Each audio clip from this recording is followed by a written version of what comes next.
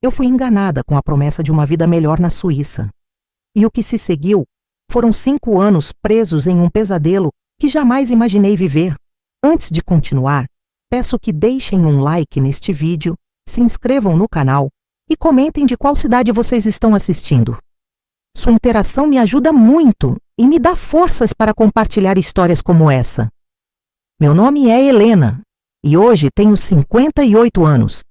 Quando olho no espelho, vejo rugas que contam mais do que apenas a passagem do tempo. Cada marca no meu rosto carrega uma memória, um momento de dor ou de superação. Mas nem sempre foi assim. Houve um tempo em que eu era apenas uma jovem de 22 anos, cheia de sonhos e com uma ingenuidade que hoje me assusta. Cresci em uma cidade pequena no interior de Minas Gerais, onde todo mundo conhecia todo mundo e as oportunidades eram tão raras quanto chuva no meio da seca. Minha casa era simples, com paredes de reboco descascado e um telhado que pingava quando chovia forte. O cheiro de café coado pela manhã se misturava com o aroma de lenha queimada no fogão a lenha que minha mãe, Dona Conceição, usava para fazer o almoço todos os dias. Éramos em 5 irmãos e eu era a terceira filha. Meu pai, seu Antônio, trabalhava na roça desde que o sol nascia até quando escurecia, mas mesmo assim o dinheiro nunca era suficiente.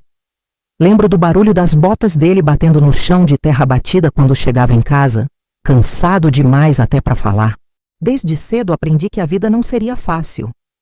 Aos 15 anos já ajudava minha mãe com tudo.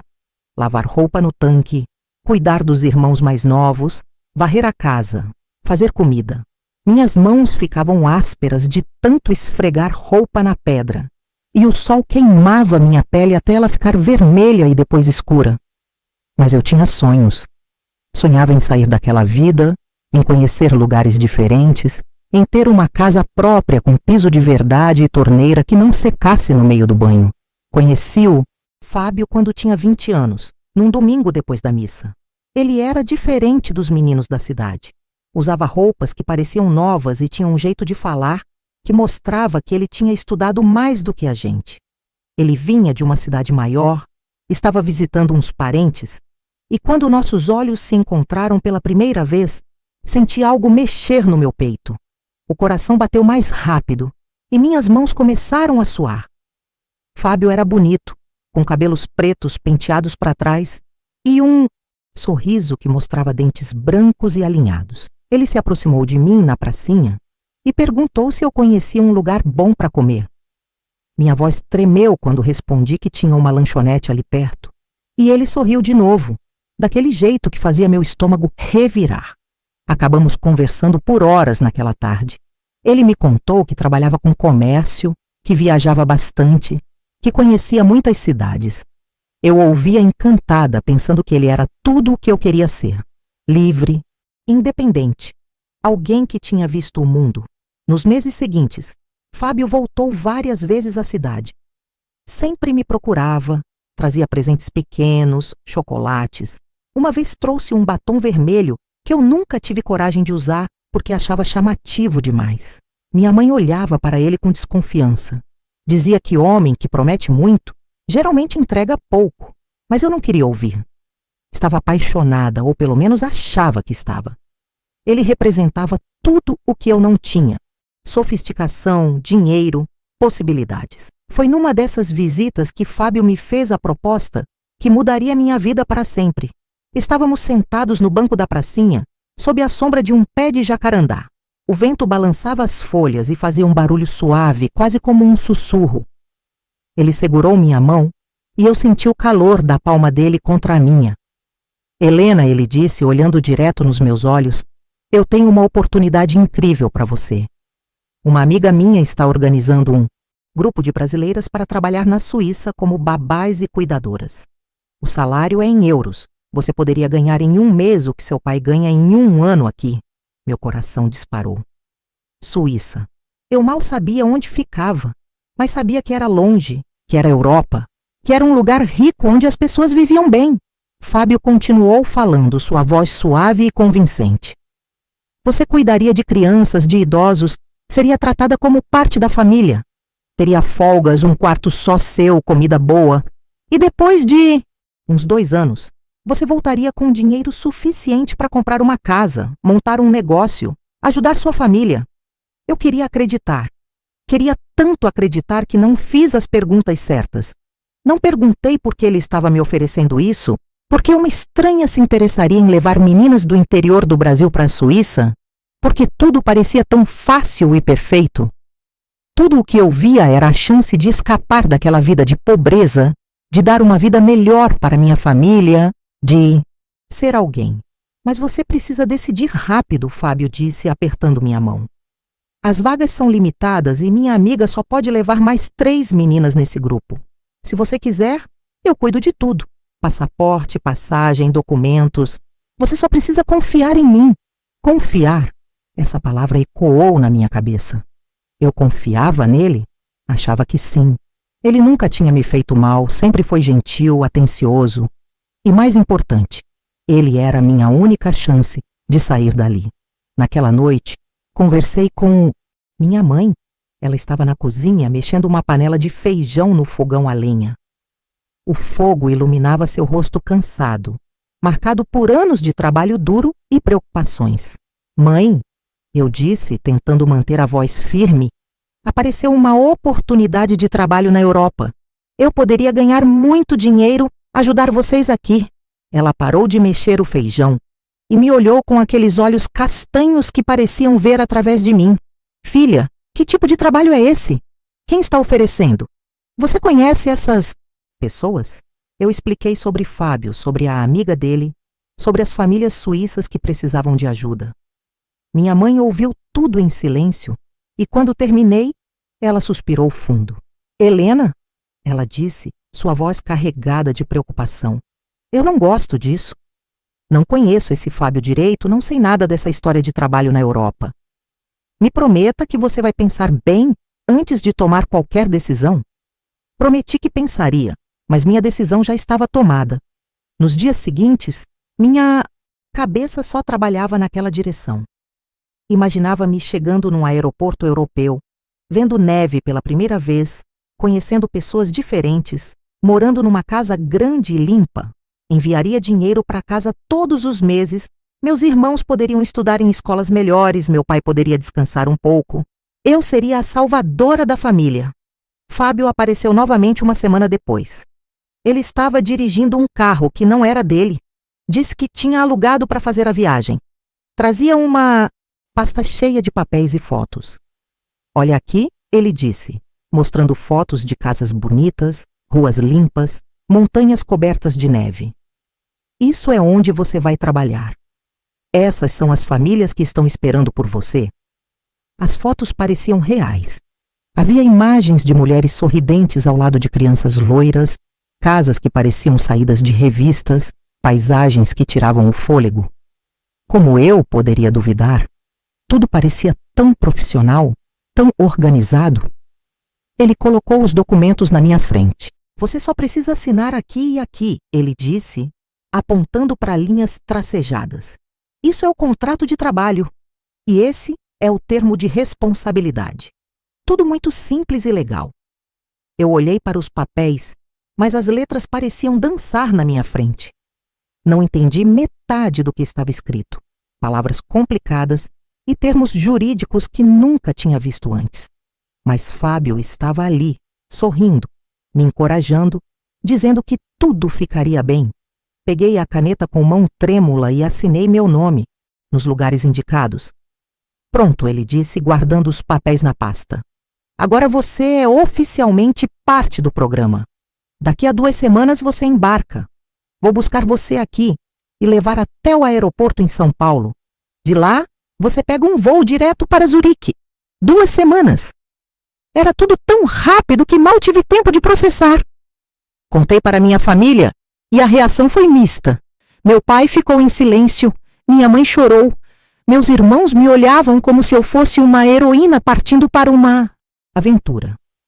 Arrumei minhas poucas coisas numa mala velha, algumas roupas, fotos da família, o terço que minha avó me deu antes de morrer. Na noite antes da viagem, não consegui dormir. Fiquei olhando para o teto de madeira do meu quarto, ouvindo os grilos lá fora e o ronco do meu pai no quarto ao lado. Uma parte de mim estava animada, mas outra parte, pequena e insistente, sussurrava que algo estava errado. Eu tentei ignorar essa voz. Afinal, o que poderia dar errado? Eu tinha um contrato, tinha fotos, tinha a promessa de uma vida melhor. Quando o dia amanheceu, meu coração batia tão forte que parecia querer sair do peito. Fábio chegou pontualmente, buzinando do lado de fora. Abracei minha mãe, que chorava baixinho. Senti o cheiro de sabão de coco que sempre ficava na pele dela. Cuida-se, minha filha, ela sussurrou no meu ouvido. E se algo der errado, você volta para casa. Sempre haverá um lugar para você aqui. Entrei no carro com a mala nas mãos e o coração dividido entre esperança e medo. Enquanto nos afastávamos da minha casa, olhei pela janela e vi minha família acenando. Minha mãe tinha o rosto molhado de lágrimas, meu pai estava sério, os braços cruzados. Será que eles sabiam de algo que eu não sabia? Será que a intuição deles estava tentando me proteger de algo terrível que estava por vir? Mas já era tarde demais para voltar atrás. O carro ganhou velocidade. A poeira da estrada de terra subiu, formando uma nuvem atrás de nós. E minha cidade, minha família, minha vida antiga foram ficando cada vez menores, até desaparecerem completamente no retrovisor. A viagem até São Paulo durou horas. Fábio dirigia em silêncio na maior parte do tempo. Apenas ligava o rádio de vez em quando para ouvir música sertaneja. Eu olhava pela janela, vendo a paisagem mudar aos poucos. As montanhas verdes do interior dando lugar a cidades maiores, o asfalto substituindo a terra batida, prédios começando a aparecer no horizonte. Meu estômago estava embrulhado, uma mistura de nervosismo e empolgação que me deixava inquieta no banco do carro. Quando chegamos ao aeroporto de Guarulhos, já era noite. Nunca tinha visto um lugar tão grande e movimentado na minha vida. Pessoas correndo para todos os lados com malas enormes, famílias se despedindo, avisos sendo anunciados pelos alto-falantes, numa voz metálica que ecoava por todo o terminal. O cheiro era estranho, uma mistura de café, perfume e algo químico que não conseguia identificar. As luzes fluorescentes no teto eram tão fortes que me faziam apertar os olhos. Fábio me levou até uma área de espera e disse para ficar ali. Vou buscar a Cristina. Ela é quem vai viajar com você e as outras meninas. Ela conhece tudo sobre o trabalho na Suíça, vai explicar todos os detalhes durante o voo.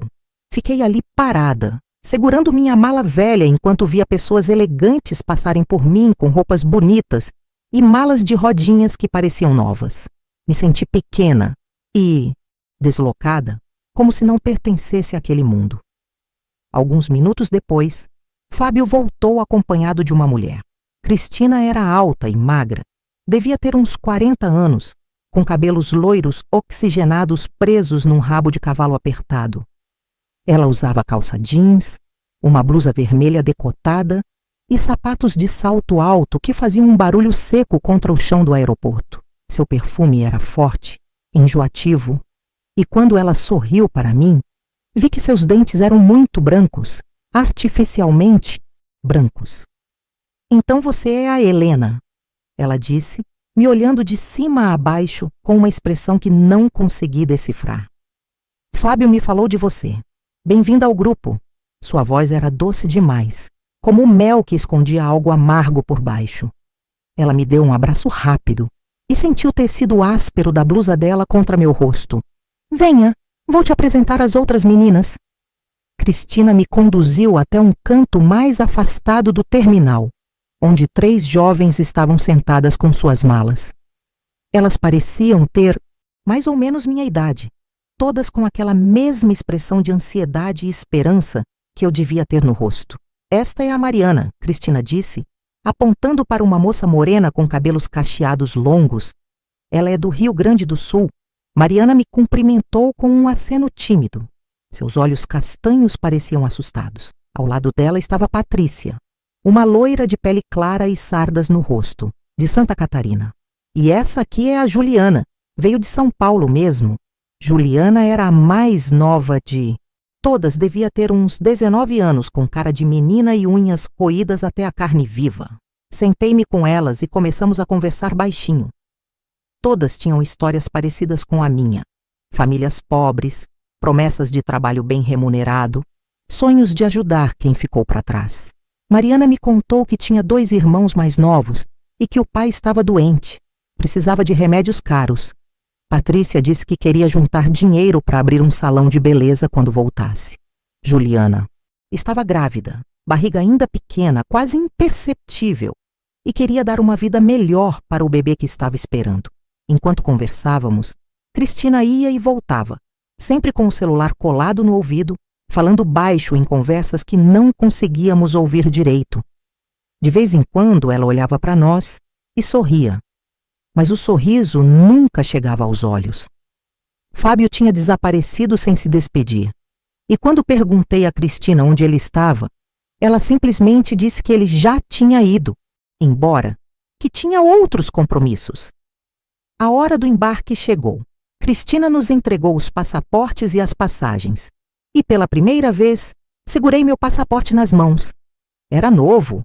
As páginas ainda tinham aquele cheiro de documento recém-impresso.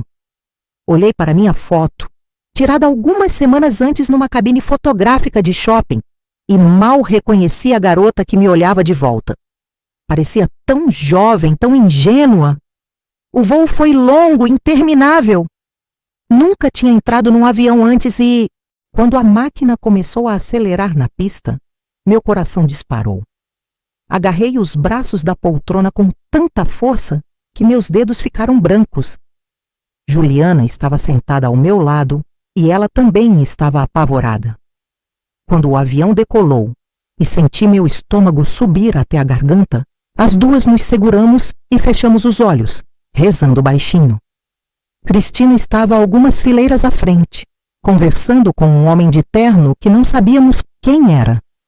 Durante o voo inteiro, ela mal olhou para nós. As aeromoças passavam oferecendo comida e bebida, e eu comi tudo o que me deram, mesmo sem estar com fome. Era comida diferente, com gosto estranho, mas comi porque não sabia quando comeria de novo. Tentei dormir, mas não consegui. Fiquei olhando pela janela, vendo as nuvens lá embaixo que pareciam algodão, pensando na minha família, imaginando como seria a minha nova vida. As outras meninas também não dormiam. Mariana chorava baixinho, limpando as lágrimas com as costas da mão. Patrícia olhava fixamente para frente, como se estivesse em transe. Juliana passava a mão na barriga, num gesto protetor que fazia meu coração apertar. Depois de muitas horas, o piloto anunciou que estávamos chegando a Zurique. Olhei pela janela e vi a Suíça lá embaixo. Montanhas cobertas de neve. Pequenas casas que pareciam casinhas de brinquedo, tudo tão limpo e organizado que parecia irreal. Meu coração bateu mais rápido. Era real. Eu estava mesmo na Europa. Quando o avião pousou, minhas pernas tremiam tanto que quase não consegui ficar em pé. Pegamos nossas malas e seguimos Cristina através do aeroporto. Tudo era diferente. As placas em línguas que eu não entendia, as pessoas loiras e de olhos claros, o frio que entrava pelos vidros e fazia minha pele arrepiar, mesmo estando dentro do prédio. Passamos pela imigração e o oficial olhou para nossos passaportes com atenção. Ele fez perguntas em inglês e Cristina respondeu por nós com uma fluência que me impressionou. Ele carimbou nossos documentos e nos liberou. Do lado de fora da área de desembarque, 2 homens nos esperavam. Um deles era alto, com barriga saliente e rosto vermelho como se tivesse bebido demais.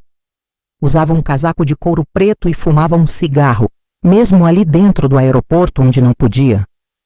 O outro era mais novo, magro, com olhos azuis gelados que nos examinavam como se fôssemos mercadoria.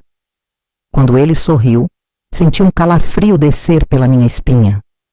Estas são as novas, Cristina. Disse para eles em português, mas com um sotaque estranho, como se estivesse representando. Os homens assentiram. O mais velho jogou o cigarro no chão e pisou em cima. Depois disse algo em alemão que não entendemos. Cristina traduziu. Bem-vindas à Suíça, meninas. Vocês vão trabalhar duro aqui, mas serão bem tratadas se fizerem tudo o que mandarem. Fomos levadas para uma van branca sem janelas na parte de trás. Entramos todas apertadas, sentadas em bancos de metal frio que ficavam nas laterais. Cristina entrou na frente com os 2 homens. A porta traseira foi fechada e trancada por fora, e pela primeira vez senti um nó de medo verdadeiro no estômago. Mariana me olhou com os olhos arregalados e eu vi o mesmo medo refletido no rosto dela. A van começou a andar. Não tínhamos como ver para onde estávamos indo.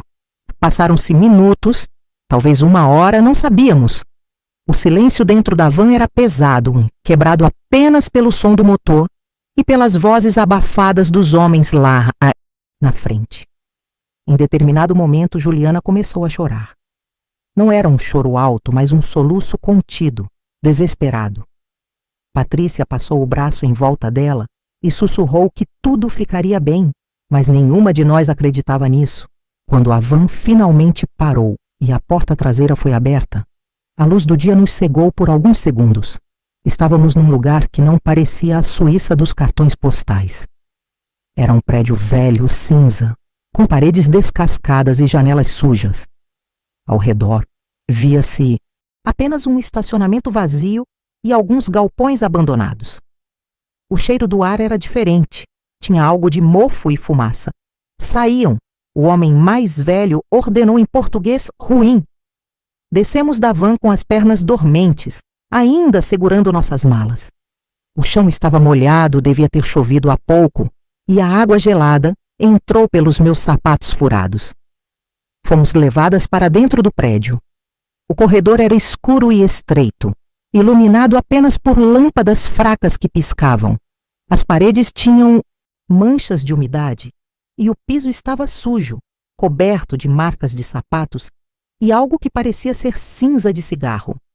O cheiro era horrível, uma mistura de mofo, suor velho e algo doce e enjoativo que me fazia querer vomitar.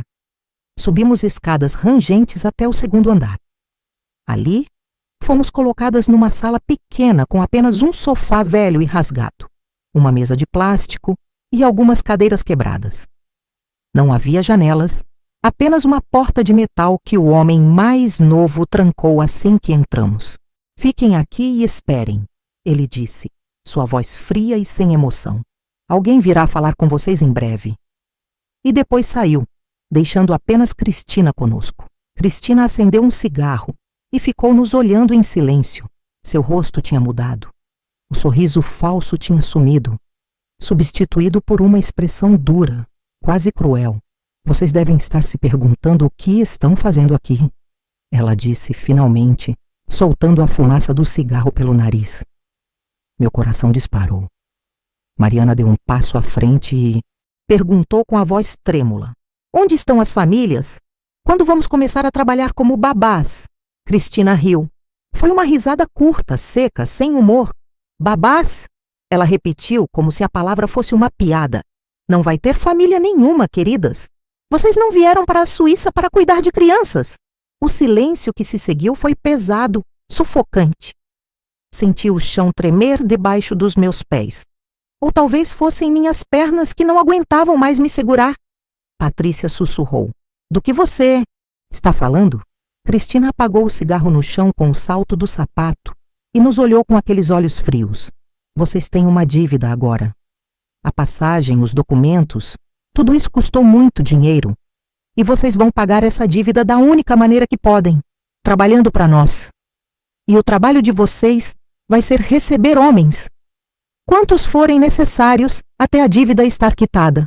O mundo pareceu parar. As palavras de Cristina ecoavam na minha cabeça, mas meu cérebro se recusava a processar e significado delas. Receber homens, dívida, trabalhar para nós. Juliana caiu de joelhos no chão e começou a gritar. Um grito agudo e desesperado que cortava o ar. Mariana ficou pálida, suas pernas cederam e ela se sentou no sofá sujo, tremendo. Patrícia me olhou com olhos arregalados de horror. Não, eu sussurrei, minha voz saindo fraca e quebrada.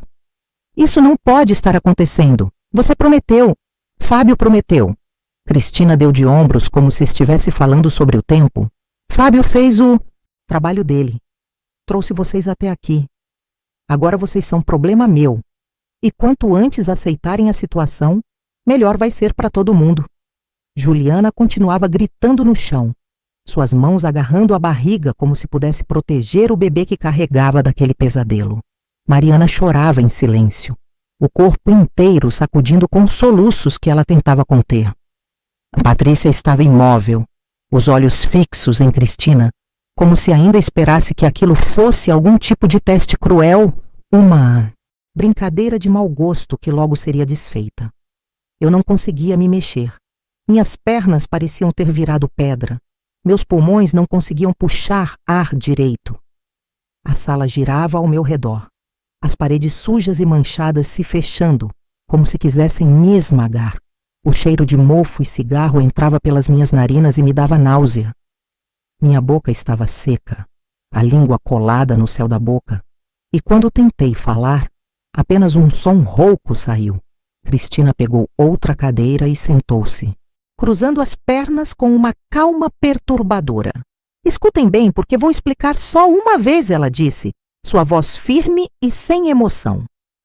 Vocês devem 50 mil euros cada uma. Isso inclui passagens, documentos falsos, alojamento, comida. Cada cliente que atenderem vai diminuir um pouco dessa dívida.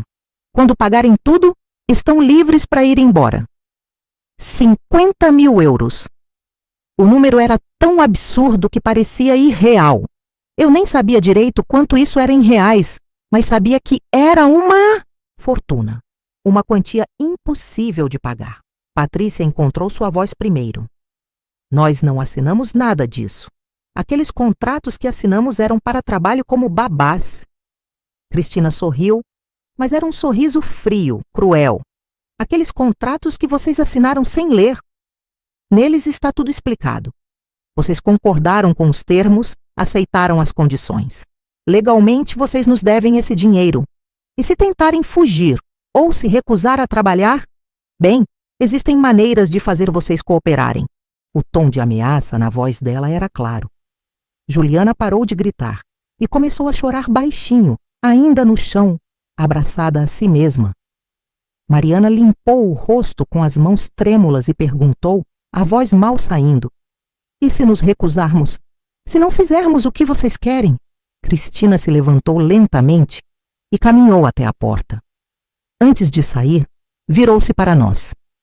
Vocês não querem descobrir. Acreditem em mim. A porta de metal se fechou atrás dela com um barulho seco e ouvimos a chave girando na fechadura. Ficamos ali, as 4, trancadas naquela sala horrível. O silêncio era pesado, quebrado apenas pelos soluços de Juliana e pelo som distante de vozes e música vindo de algum lugar do prédio. Aos poucos, a realidade começou a se instalar. Não havia famílias suíças esperando por nós. Não havia quartos confortáveis nem salários em euros. Não havia nada, além de uma prisão disfarçada e um futuro que eu não conseguia nem imaginar sem sentir vontade de morrer. Patrícia foi a primeira a se recompor. Ela se levantou, caminhou até a porta e começou a bater, gritando para que nos deixassem sair. Bateu até suas mãos ficarem vermelhas, até sua voz ficar rouca, mas ninguém veio. Ninguém se importava. Eventualmente ela desistiu e deslizou até o chão, encostada na porta, chorando com o rosto escondido entre os joelhos. Eu me sentei no sofá velho, sentindo as molas quebradas espetando minhas costas. Minha mente corria, tentando encontrar uma saída, uma solução, qualquer coisa. Pensava em gritar pela janela, mas não havia janelas. Pensava em chamar a polícia, mas não sabia onde estávamos, não falávamos a língua. E Cristina tinha deixado claro que tínhamos assinado documentos que nos incriminavam. Estávamos presas de todas as formas possíveis. Mariana veio se sentar ao meu lado. Suas mãos estavam geladas quando ela segurou a minha. O que vamos fazer, Helena? Ela sussurrou. Eu não consigo fazer isso. Não consigo. Eu também não sabia o que responder. Queria dizer que encontraríamos uma saída, que alguém viria nos salvar, que tudo ficaria bem. Mas as palavras não saíam. Porque eu também estava apavorada, também não via saída. Também sentia que minha vida tinha acabado ali, naquela sala suja, em algum lugar da Suíça, que não era nada parecido com os cartões postais. Passaram-se horas. Não tínhamos relógio, não sabíamos se era dia ou noite. A fome começou a apertar, mas ninguém trouxe comida. A sede era pior. Nossa garganta ficou seca e dolorida. Juliana estava deitada no chão, ainda abraçada a si mesma, murmurando algo que não conseguíamos entender. Patrícia tinha se movido para um canto e ficava olhando para a parede, como se tivesse se desligado completamente da realidade. Eventualmente a porta se abriu novamente. Desta vez era um homem mais novo, aquele dos olhos azuis gelados. Ele carregava uma bandeja com garrafas de água e alguns pães. Comam, ele disse em português com sotaque pesado, colocando a bandeja no chão. Em 1 hora vocês conhecem o chefe. Ele explica as regras. Assim que ele saiu e trancou a porta novamente, nos jogamos sobre a comida como animais famintos. A água estava morna e tinha gosto de plástico, mas bebemos tudo. Os pães eram duros e secos, mas comemos até a última migalha. Era patético, mas não tínhamos escolha. Estávamos tão fragilizadas que até aquilo parecia uma dádiva. Depois de comer, senti um pouco de força voltar ao corpo. Olhei para as outras meninas e vi o mesmo desespero refletido em seus rostos. Precisamos tentar fugir, eu disse, minha voz saindo mais firme do que eu esperava. Quando a porta abrir de novo, podemos empurrar quem entrar e correr. Patrícia balançou a cabeça. E para onde vamos correr, Helena? Não sabemos onde estamos. Não falamos a língua. Não temos dinheiro. E eles disseram que têm nossos documentos. Ela tinha razão, e eu sabia disso, mas não conseguia aceitar simplesmente ficar ali esperando o pior acontecer. Antes que pudéssemos discutir mais, a porta se abriu novamente. Desta vez, entrou um homem diferente.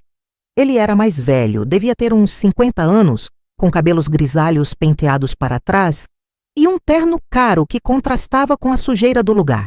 Tinha um anel dourado no dedo mindinho e um relógio que parecia custar mais do que minha família ganharia em uma vida inteira. Seu perfume era forte, nauseante, e quando ele sorriu para nós, vi dentes de ouro brilhando. Bem-vindas, meninas, ele disse em português perfeito, sem sotaque algum. Meu nome é Roberto, e eu sou quem comanda as operações aqui. Ele falava com uma calma assustadora, como se estivesse nos dando boas-vindas a um hotel e não a um pesadelo. Vocês devem estar assustadas, confusas. É normal. Mas vou explicar como as coisas funcionam aqui. E se vocês cooperarem, tudo será mais fácil. Ele se sentou na cadeira que Cristina tinha usado antes, cruzando as pernas e nos observando com aqueles olhos escuros que pareciam ver através de nós. Cada uma de vocês tem uma dívida significativa. Essa dívida pode ser paga de 2 maneiras, trabalhando para mim por um tempo determinado ou pagando em dinheiro imediatamente. Como imagino que vocês não têm 50 mil euros guardados debaixo do colchão, a primeira opção é a única viável. O trabalho é simples, ele continuou, sua voz mantendo aquele tom empresarial perturbador. Vocês receberão clientes. Alguns dias serão mais movimentados, outros menos. Seguirão as regras que estabeleço. Não causarão problemas. E, eventualmente, suas dívidas serão quitadas. E vocês poderão voltar para casa. Mariana se levantou, as pernas tremendo. Sua voz saiu alta, quase um grito. Isso é escravidão! Isso é crime! Vocês não podem nos obrigar a fazer isso! Roberto continuou sorrindo, mas seus olhos ficaram frios como gelo. Tecnicamente vocês têm razão. É crime. Mas vocês assinaram contratos, entraram no país com documentos que forneci, e se forem à polícia, serão presas por imigração ilegal antes mesmo de poderem contar sua história. Além disso, ele se inclinou para frente, sua voz baixando para um sussurro ameaçador. Eu sei onde suas famílias moram. Cada uma de vocês. seus endereços, seus telefones, os nomes de seus irmãos. Se tentarem me causar problemas, garanto que seus entes queridos sofrerão as consequências. O sangue gelou nas minhas veias. Ele estava ameaçando nossas famílias. Minha mãe, meu pai, meus irmãos. Pessoas inocentes que não tinham nada a ver com aquilo. Juliana começou a chorar novamente e Patrícia cobriu o rosto com as mãos. Roberto se levantou e caminhou até a porta. Vocês começam amanhã à noite. Serão levadas para os quartos onde trabalharão. Cristina vai explicar as regras específicas.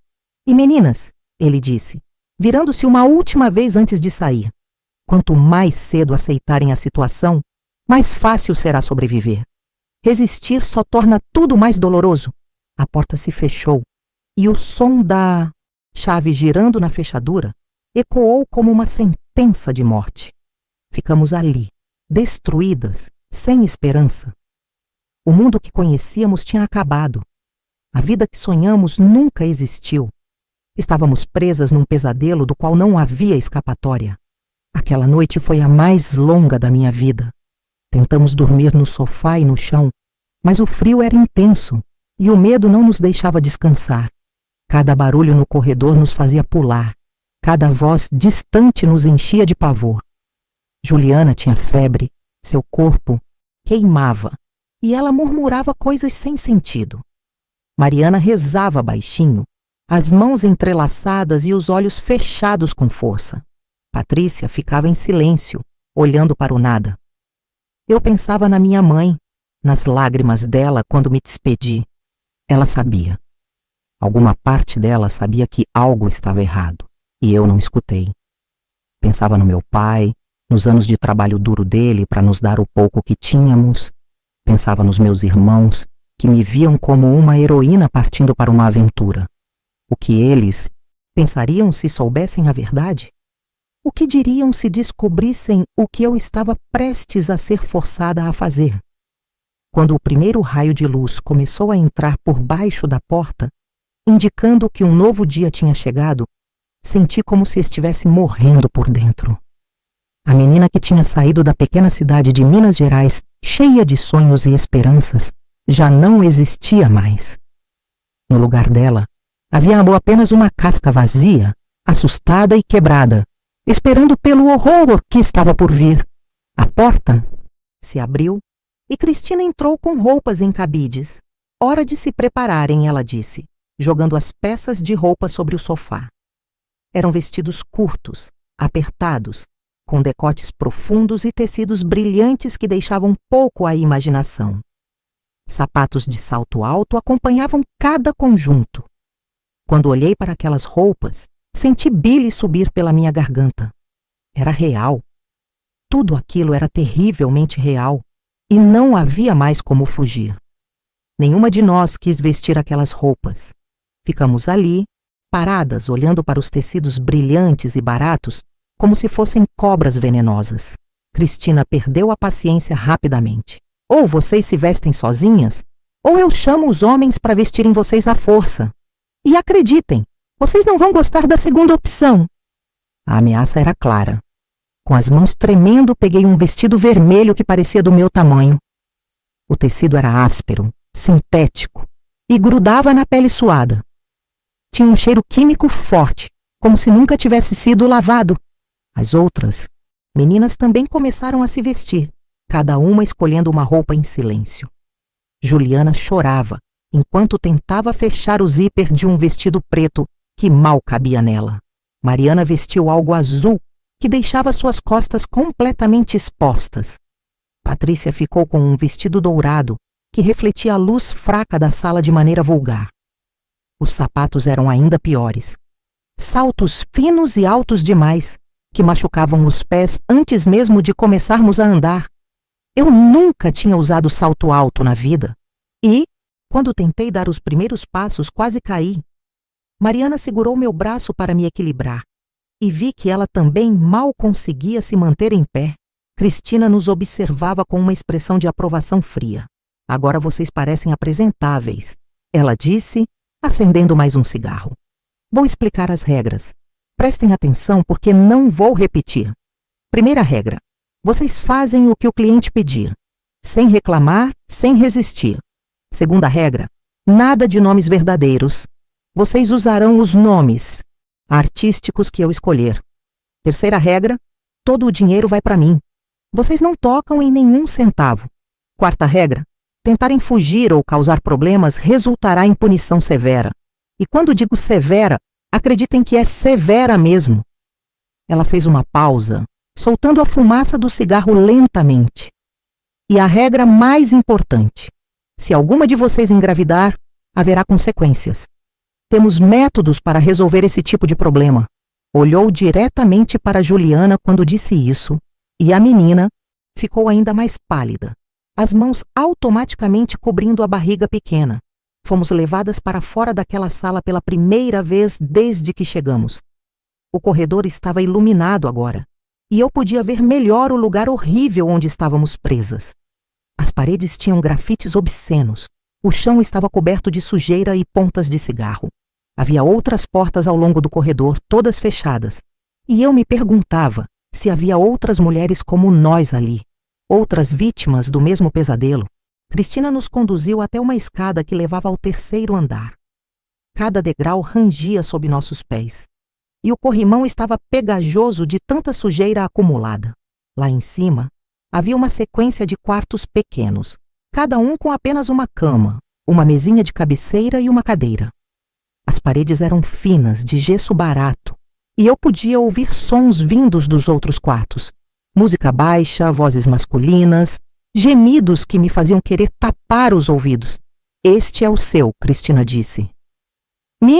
Empurrando para dentro de um dos quartos. O cheiro lá dentro era insuportável. Uma mistura de suor, perfume barato e algo que eu não conseguia identificar, mas que me dava náusea. A cama tinha lençóis manchados e um cobertor fino que parecia nunca ter sido lavado. A única janela estava coberta por uma cortina grossa e escura, pregada na parede para que não pudesse ser aberta. Seu primeiro cliente chega em 1 hora, Cristina disse, verificando um relógio dourado no pulso. Use esse tempo para se preparar mentalmente e lembre-se das regras. Ela saiu e trancou a porta por fora. Fiquei ali parada no meio daquele quarto horrível, sentindo o mundo desabar ao meu redor. Minha primeira vez. Seria ali, naquele lugar imundo, com um estranho que estava pagando para usar meu corpo. Não seria com amor, não seria por escolha, não seria nada do que eu tinha imaginado quando era mais jovem e sonhava bobagens de adolescente sobre romance e beijos sob as estrelas. Sentei na cama e senti as molas velhas afundando sob meu peso.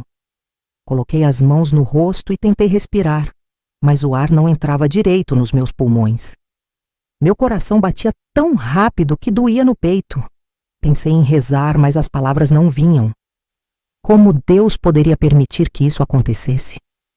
Como poderia haver um Deus num mundo onde mulheres eram tratadas assim? Ouvi passos no corredor e meu corpo inteiro se enrijeceu. Uma porta se abriu e se fechou em algum lugar próximo. E então ouvi uma voz masculina seguida por uma voz feminina implorando. Por favor, não, a voz dizia. Reconheci o sotaque de Mariana. Por favor, eu nunca fiz isso antes. Mas a voz masculina apenas riu. E então houve silêncio, seguido por sons que me fizeram cobrir os ouvidos com as mãos e começar a chorar. O tempo passou devagar, cada minuto parecendo uma eternidade. Eu estava congelada de medo, meu corpo tremendo incontrolavelmente. Tentei pensar em casa, na minha mãe fazendo café pela manhã, no meu pai, cantarolando enquanto trabalhava na roça, nos meus irmãos brincando no quintal. Tentei me transportar mentalmente para longe daquele lugar horrível, mas não conseguia. A realidade era pesada demais, impossível de ignorar. Quando ouvi a chave girando na fechadura, meu coração quase parou. A porta se abriu e um homem entrou. Ele era mais velho, devia ter uns 60 anos, com barriga grande e cabelos ralos. Vestia roupas caras, mas tinha uma expressão nos olhos que me fez sentir suja só de olhar. Ele trancou a porta atrás de si e me examinou de cima a baixo, como se eu fosse um objeto que ele estivesse considerando comprar. Olá, boneca, ele disse em português com sotaque forte. Como você se chama? Minha voz não saía. Tentei responder, mas minha garganta estava fechada. Ele deu um passo em minha direção e eu instintivamente recuei. Não seja tímida, ele disse, sua voz ficando mais dura. Eu paguei bem por você. O que aconteceu a seguir é algo que, mesmo depois de tantos anos, eu tenho dificuldade de colocar em palavras. Meu corpo estava ali, mas minha mente tentou se desligar, ir para outro lugar. Fechei os olhos com força e tentei não sentir, não pensar, não estar presente. Mas era impossível.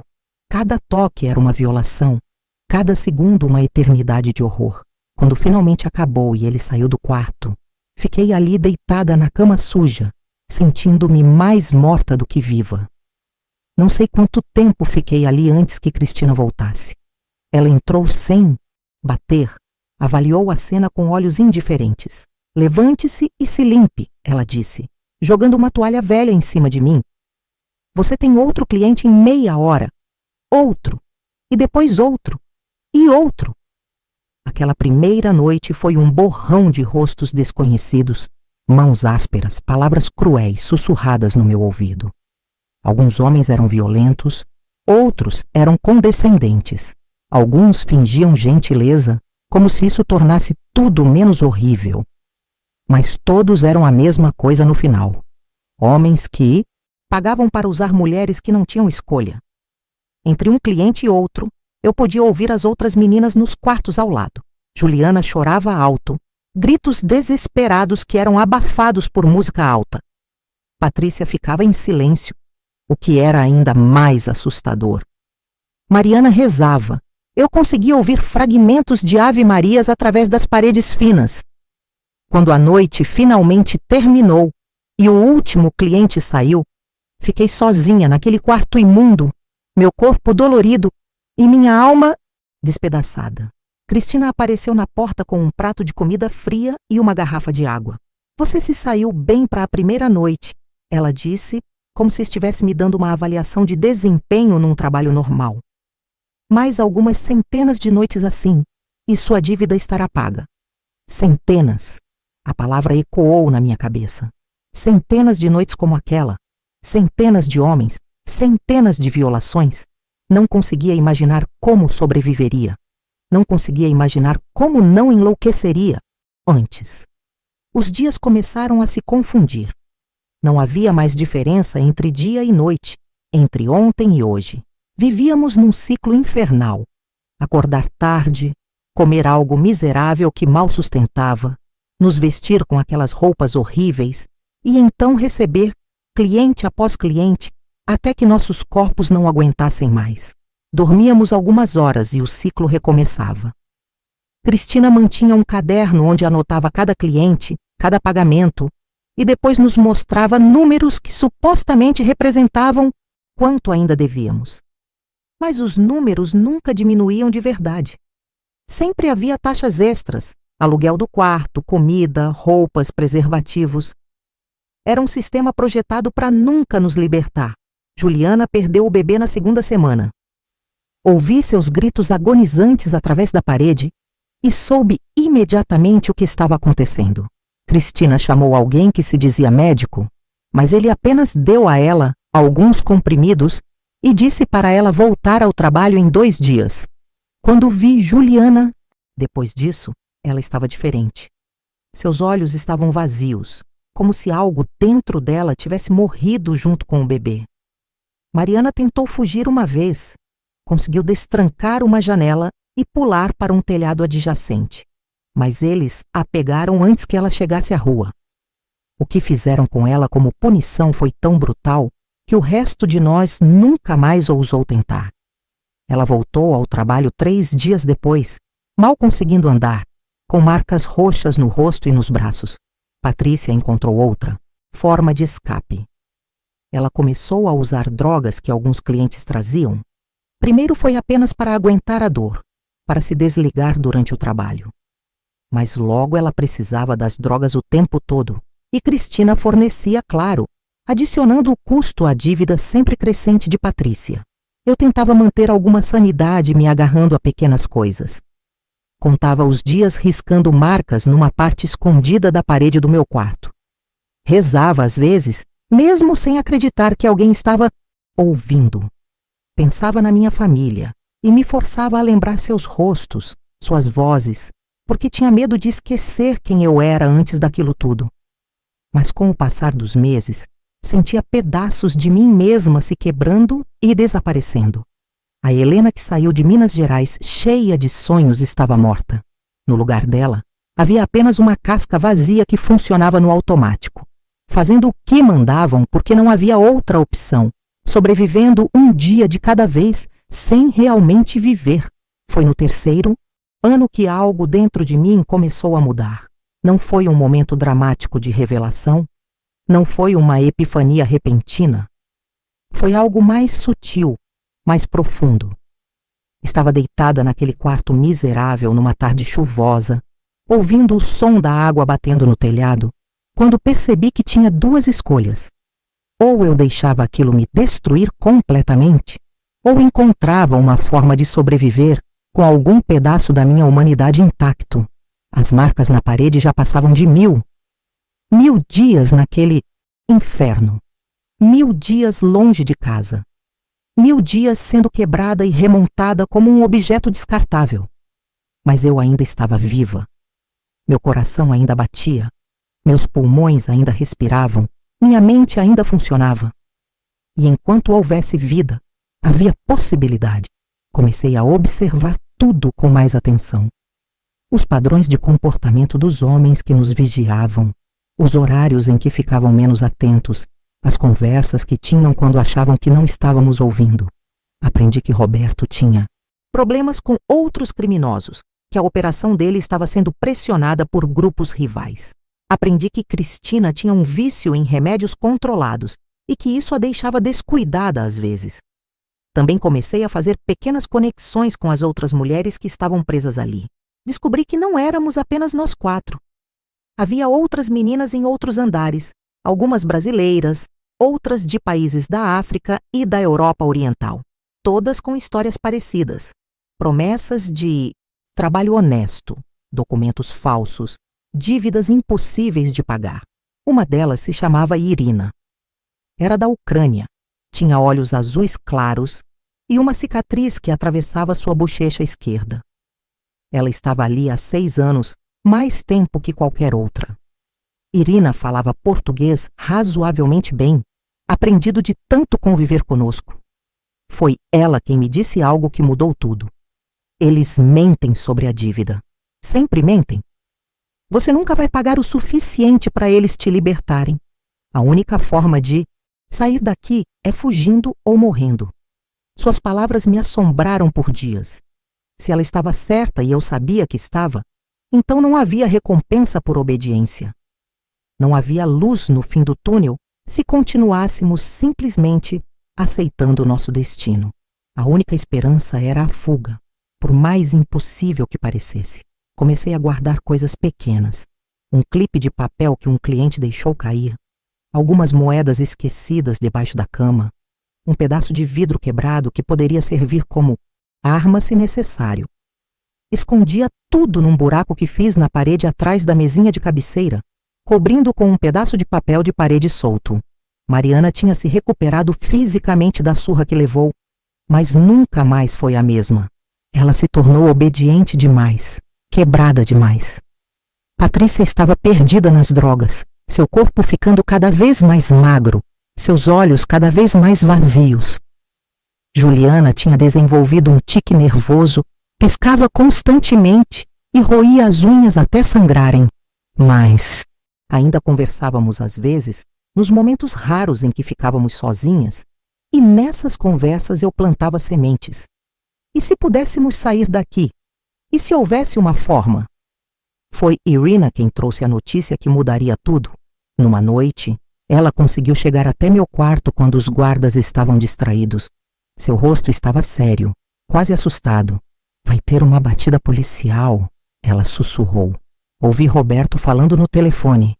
Eles foram denunciados por alguém. A polícia vem amanhã à noite. Meu coração disparou. polícia. Poderia ser nossa salvação ou nossa condenação. Se eles nos encontrassem com documentos falsos, seríamos presas também. Mas se conseguíssemos fazer eles entenderem que éramos vítimas, talvez houvesse esperança. Passei aquela noite em claro, minha mente trabalhando freneticamente num plano. Quando o dia amanheceu, procurei as outras meninas. Encontrei Mariana no corredor e sussurrei rapidamente o que Irina tinha me dito. Vi um lampejo de algo nos olhos dela, algo que não via há muito tempo. Esperança. Patrícia foi mais difícil de convencer. As drogas tinham nublado tanto sua mente que ela mal conseguia focar no que eu dizia. Mas Juliana entendeu imediatamente. Temos que fazer a polícia nos ver como vítimas, não como criminosas, ela disse, sua voz tremendo, mas determinada. Temos que contar nossa história. Aquela última noite foi a mais longa de todas. Roberto e Cristina estavam agitados, indo e vindo, fazendo ligações nervosas, movendo documentos. Era óbvio que sabiam que algo estava errado.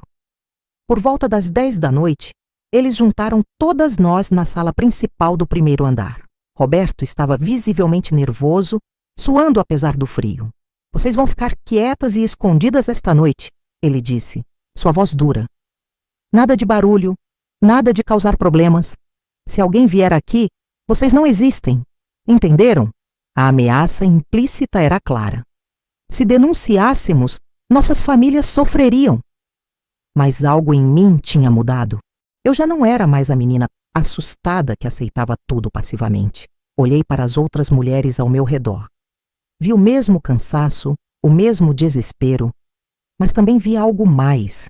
Um desejo coletivo de liberdade, não importava o custo. Quando os homens de Roberto nos trancaram num porão escuro no subsolo do prédio, onde pretendiam nos esconder da polícia, não entramos em pânico. Ficamos ali no escuro, esperando. O cheiro de mofo era sufocante. Havia ratos correndo pelos cantos, mas permanecemos em silêncio, ouvindo. Horas depois, ouvimos os sons.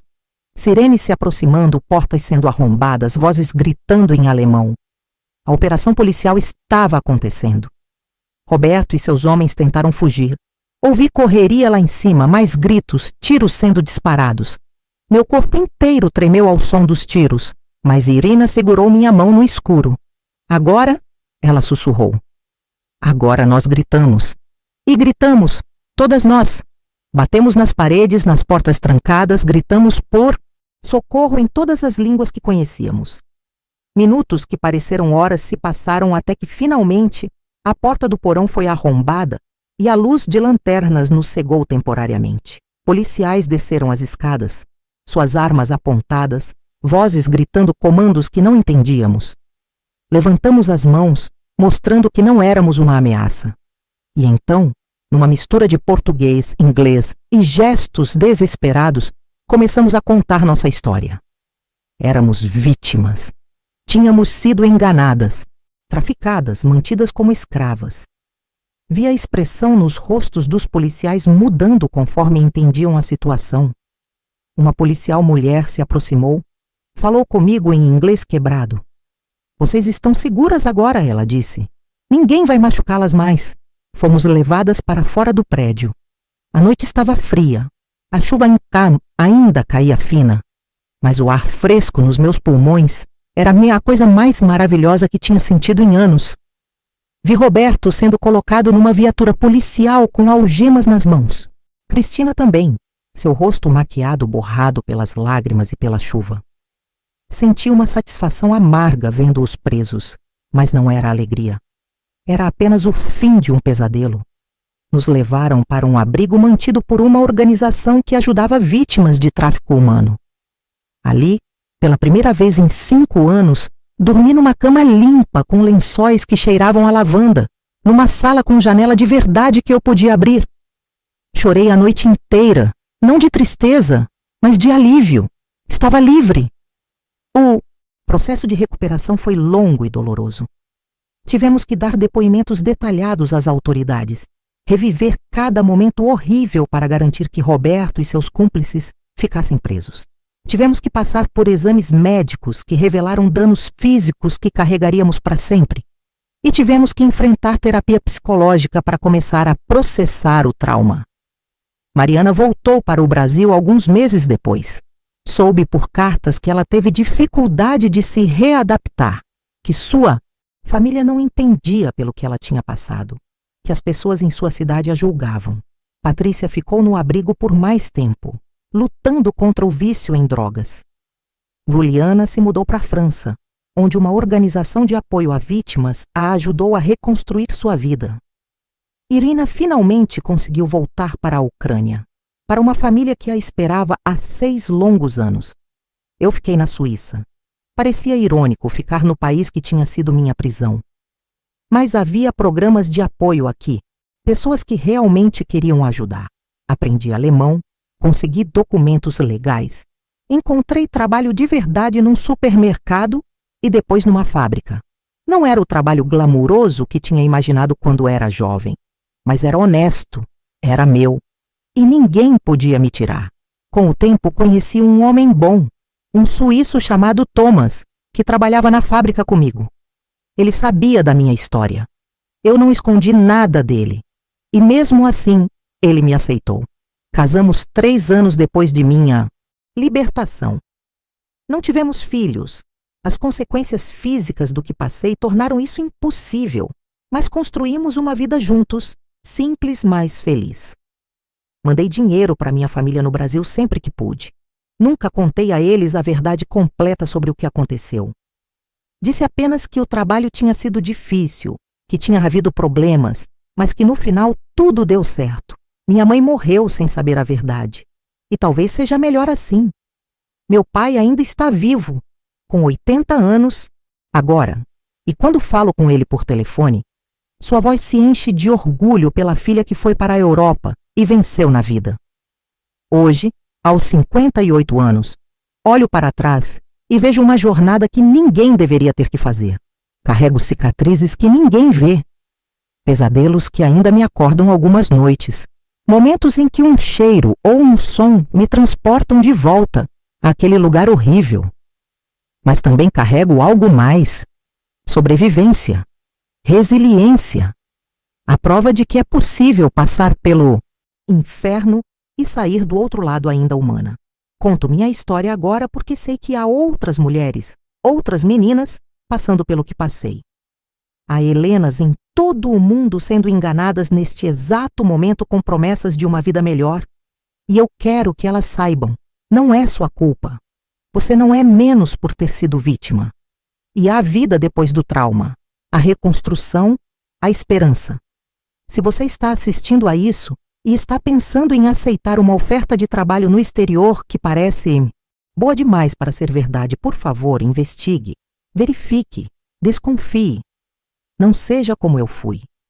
E se você está presa numa situação como a que vivi, saiba que há pessoas que querem ajudar, organizações que existem especificamente para resgatar vítimas de tráfico humano. Não desista. A liberdade é possível. Minha história não teve um final totalmente feliz, porque histórias como a minha raramente têm. Mas teve um final onde eu sobrevivi, onde recuperei minha humanidade, onde aprendi que sou mais forte do que jamais imaginei ser. E se eu conseguir, outras também podem conseguir. Para quem está ouvindo isso e nunca passou por algo assim, peço apenas que não julgue. Não olhe para mulheres que foram vítimas de tráfico humano como se fossem menos dignas de respeito. Elas são sobreviventes de uma guerra que vocês não veem e merecem compaixão, apoio e uma chance de reconstruir suas vidas com dignidade. Esta foi minha história. Obrigada por me ouvirem até o fim. E lembrem-se, o mal só vence quando as pessoas boas ficam em silêncio. Então falem, denunciem, ajudem. Sejam a diferença na vida de alguém que está sofrendo neste momento.